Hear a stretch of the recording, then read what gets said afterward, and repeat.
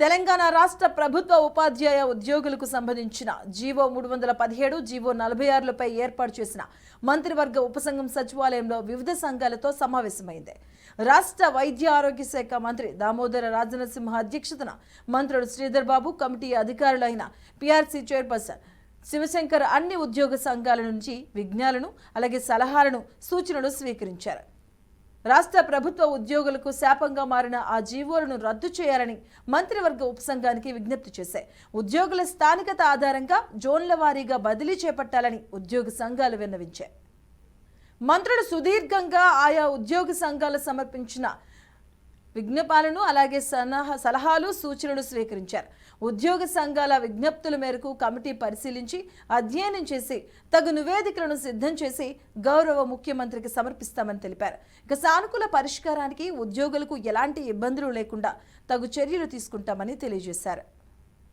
ఇక ఉద్యోగుల సంఘాల నుంచి అయితే దామోదర రాజనరసింహ మీట్ ఇవ్వడం జరిగింది. దానికి సంబంధించి జోన్ల వారీగా బదిలీలు చేపట్టాలని ఉద్యోగ సంఘాలు అయితే వినతి చేసినట్టుగా తెలుస్తుంది. దీనికి సంబంధించిన పూర్తి అప్డేట్స్ మా కరెస్పాండెంట్ వాసు అందిస్తారు. వాసు, మధు, ఏదైతే 317 జీవోకు సంబంధించి ప్రభుత్వం నియమించిన సబ్ కమిటీ నిన్న తెలంగాణ సచివాలయంలో భేటీ అయింది.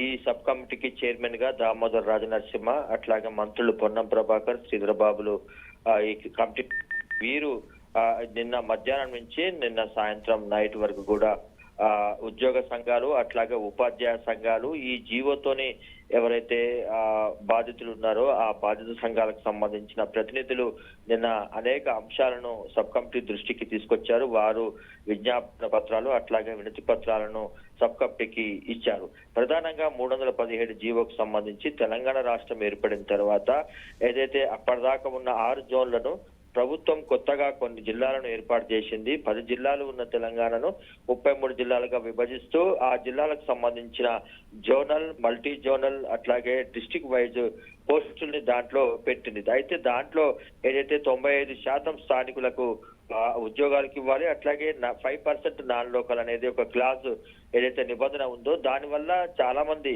అంటే స్థానికంగా పనిచేసే ఉద్యోగులందరూ కూడా మల్టీ జోనల్ పోస్ట్ కింద మారటంతో వారు చాలా ఇతర జిల్లాలకు పోవాల్సి వచ్చింది. అట్లాగే అక్కడ సమస్యలు ఎదుర్కొంటున్నారు. ఇవన్నీ కూడా ప్రభుత్వం దృష్టికి తీసుకురావాలని చెప్పి ఎప్పటి నుంచో ఉపాధ్యాయ ఉద్యోగ సంఘాలు పోరాటం చేస్తున్నాయి. దానికి అనుగుణంగా ప్రభుత్వం ఎన్నికలకు ముందు హామీ ఇచ్చింది. ఈ 317 జీవోని దానికి సంబంధించినంతా కూడా అధ్యయనం చేసి దాని సమస్యలు పరిష్కరిస్తామని దాంట్లో భాగంగానే నిన్న తెలంగాణ సచివాలయంలో ఈ సబ్ కమిటీ భేటీ అయింది. ఈ భేటీలో వారి దృష్టికి చాలా అంశాలు వచ్చాయి. ప్రధానంగా ఈ స్థానికతకు సంబంధించిన అంశం కానీ, అట్లాగే ఉద్యోగ బదిలీలకు సంబంధించిన అంశం కానీ, ఈ బదిలీల్లో శాశ్వత ప్రాతిపదికన ఏదైతే బదిలీలు చేశారో అవన్నీ కూడా మళ్ళీ పునఃపరిశీలించి ఎవరైతే ఎక్కడ జాబ్ చేయాలని దాంట్లో క్లాజ్ ఉందో దాన్ని వారు ఫస్ట్ ఆప్షన్ గా తీసుకొని ఆప్షన్స్ ప్రకారం ప్రభుత్వం వారికి వెసులుబాటు కల్పించి వారికి ఆ జీవోకు సంబంధించిన ఏదైతే ఇబ్బందులు పడుతున్నారో అవన్నీ తొలగించాలని చెప్పి అనేక సమస్యల్ని,